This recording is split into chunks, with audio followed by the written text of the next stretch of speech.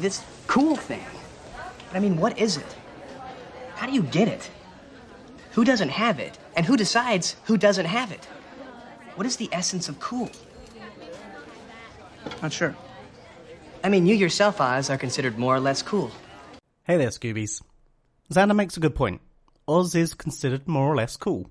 Well, with the exception of one single episode's complete character assassination of him, that is. But what is it that makes Oz seem so cool to me? What is it about him that, in a weird way, elevates him from the other male characters in the show? Why do I look at this mild-mannered teen and think, role model? You're in a band. That's like a business class ticket to cool with complimentary mojo after takeoff. It's true, this is pretty cool, but somewhat niche, and if it just came down to this, then I would have been a whole lot cooler in school. Is it about the talking? You know, the way you tend to express yourself in short, non-committal phrases? It could be. Again, the way Oz conducts himself, often stoic, is pretty cool, and unlike Xander, speaks only when to make a point or where a quip is required. But you need a thing. One thing nobody else has. What do I have? An exciting new obsession, which I feel makes you very special. But stoicism and the odd one-liner seems a little shallow for so many fans to love him. This exterior runs deeper within him. There is a calm about Oz that is at odds with another side. I wanted to ask you something. Is Jordy a werewolf? Uh-huh. And how long has that been going on? Uh-huh. The wolf in him embodies a more visceral side, a raw energy that lives inside of all of us. Oz wears the mask of society on the outside, while battling the baser instincts on the inside. This inner struggle can be seen as part of the human experience that we all face, but more so in the male experience.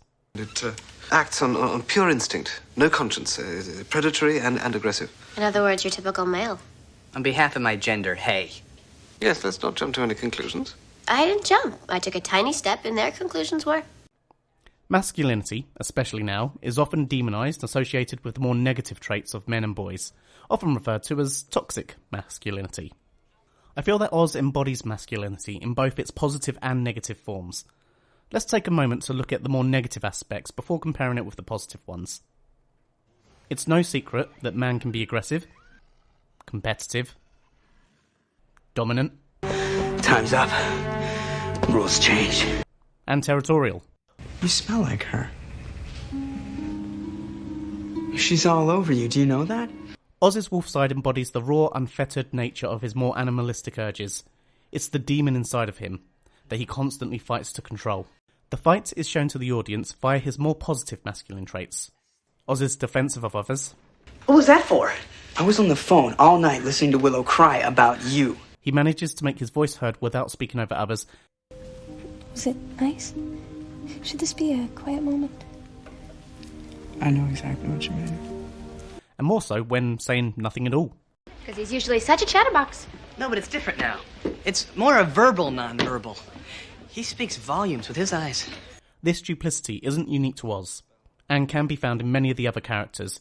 The parallels also work well with Angel and Angelus. The parts that make Oz an icon and an inspiration to me are tied to his relationship with Willow.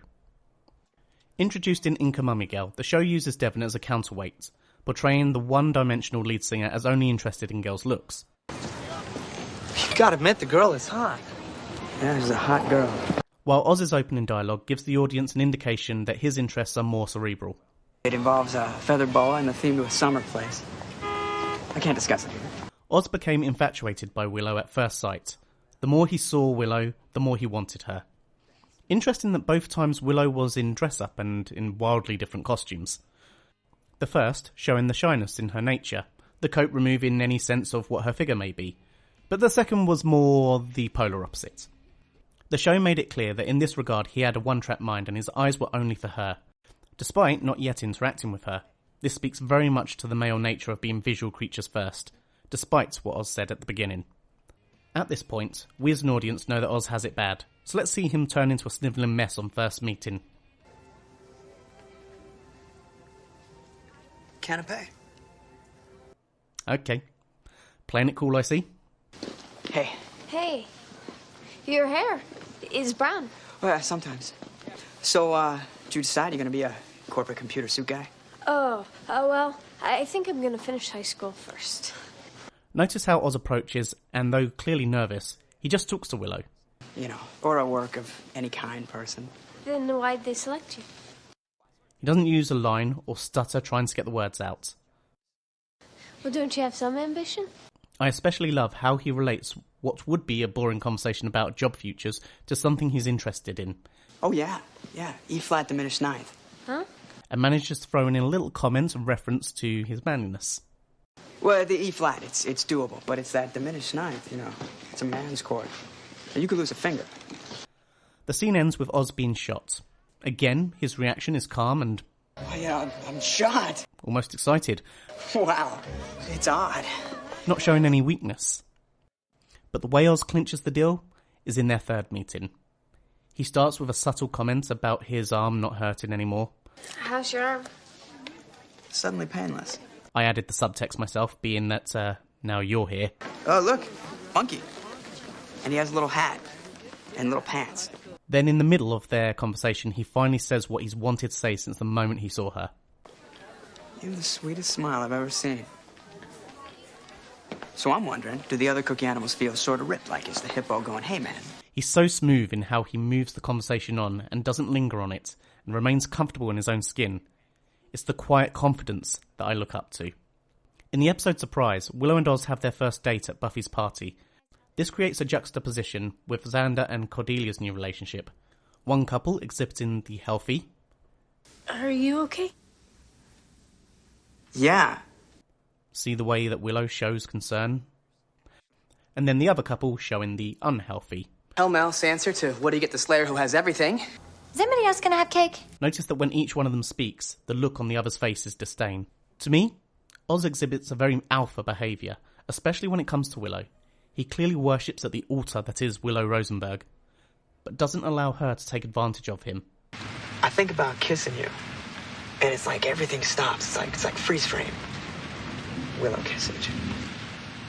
He won't play second fiddle or be used to make someone else jealous. To the casual observer, it would appear that you're trying to make your friend Xander jealous, or even the score, or something. And that's on the empty side. He manages to create boundaries without ostracising Willow. He wants her to be with her. He won't share her.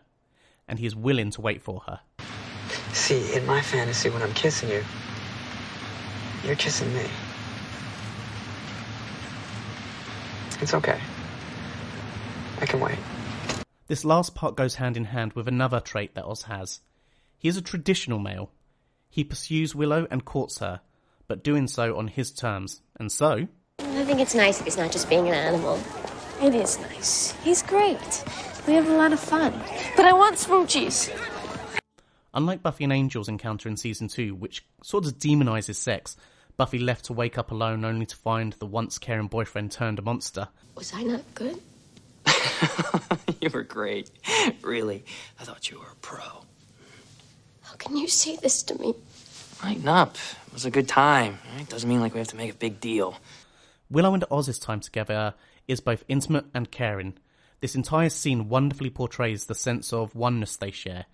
Their energies are in sync. But I'm jumping ahead. In Season 3, their relationship continues to act as a counterweight to Xander and Cordelia's, the example of positive male role model compared with the more negative stereotype that too many of us can relate to. This is exemplified when Oz catches Willow cheating. The expected reaction is often more visceral, but Oz... Oh, God. Oh, God. Oh, God, Oz. We have to get out of here. Many would say that his mistake was taking her back, that it exudes weakness. But this is part of what makes him the role model and not the norm. For my thoughts to make sense, let me try to explain using some admittedly rough understanding of science, so, don't at me. When faced with the heightened emotional circumstances, we often react to a situation instead of thinking about it. This is a function of the brain that works on instinct. Your brain has learnt to function differently under certain stimuli. Here is a brain working under normal conditions. Signals are received through our senses, i.e. sight, sound, touch, taste, smell, and are transmitted to the thalamus. The thalamus acts like an air traffic controller and directs the message to the cortex. This is the conscious thinking part of the brain. and also to the amygdala, which deals with our emotions. We process the information and then act on it where necessary. Here is a brain working under stress. Signals are received through our senses. For example, a bus is about to run you over. The thalamus recognises a potential danger and immediately sends the message to the amygdala as well as the cortex. The amygdala stimulates the release of peptides and hormones, which results in emotion and fast response, i.e., we step back onto the pavement. The signal received is strong enough to bypass the conscious cortex, and the information is directly interpreted by the amygdala, which calls for an immediate and intuitive response. The part of our brain which causes us to experience emotions is called the limbic system, and includes the brainstem and amygdala. So, you might be asking, why the detour? This is to do with emotional intelligence and the way we handle our emotions. The term emotional hijacking arises from an emotional response. This is where the amygdala checks what we are currently experiencing and compares it to past experiences. Bringing this back to Oz, he has an emotional response to what is happening. He doesn't react. He takes time, allowing the cortex to catch up. I need to figure things out. But maybe if we talk about it, we could... Look, I'm sorry this is hard for you. But I told you what I need. So I can't help feeling like the reason you want to talk is so you can feel better about yourself. That's not my problem. He thinks deeply about his emotions and understands the way he feels, which leads to... I miss you. Like every second. It's like I lost an arm. Or worse, a torso. So, I think I'd be willing to give it a shot. According to the Psychology Junkie website, they consider Oz to be an INTP personality, using the Briggs-Myers personality types. INTP is otherwise known as the logician personality type. This makes sense due to Oz's being quiet, intelligent, stoic, and a keen observer. Plus bonus points for use of the word mosey. I am my thoughts. If they exist in her, Buffy contains everything that is me, and she becomes me. I cease to exist. And it's his ability to observe and understand the emotions in others that make him special. When Willow practically throws herself at him, most guys would be... hungry? But instead, he slows things down. Rather than acting on emotion, he allows the thinking part of his brain to catch up, analyse the situation, and understand what's really going on. I want it to be because we both needed to, for the same reason. You don't have to prove anything to me. I've mentioned before that I felt Oz's character was assassinated so Seth Green could get out of his contract. I mean, how could someone that fights against their nature every day, that pursued the love of his life with a single focus, that forgave her indiscretions, that literally survived Armageddon, do this?